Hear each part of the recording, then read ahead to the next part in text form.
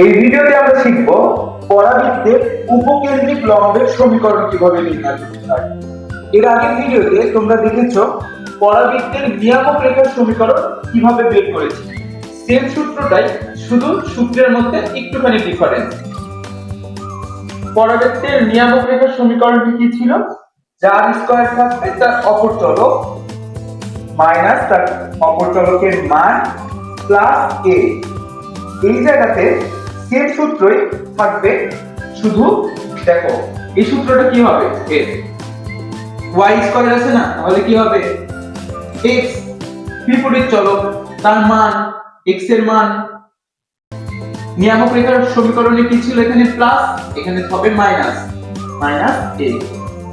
এটাই হচ্ছে উপকেন্দ্রিক লম্বের সমীকরণ। আশা করি তোমরা বুঝতে পেরেছো।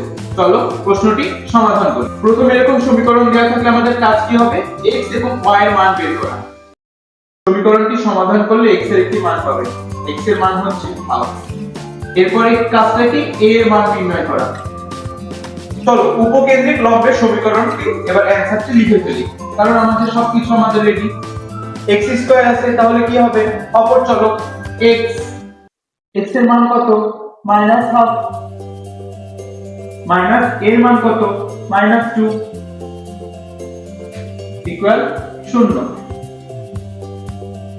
এই ছিল পরাবৃত্তের উপকেন্দ্রিক লম্বের সমীকরণ। এটাই হচ্ছে অ্যানসার।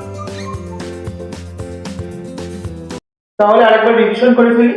এরকম সমীকরণ দেওয়া থাকলে আমাদের শীর্ষ অর্থাৎ x এবং y এর মান বের করতে হয়।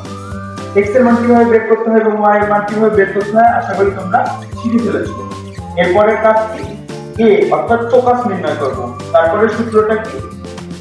দ্বিঘাতের উপর যে চলকের উপর স্কয়ার থাকবে তার বিপরীত চলক মাইনাস বিপরীত চলকের মান মাইনাস a এর মান ইকুয়াল 0।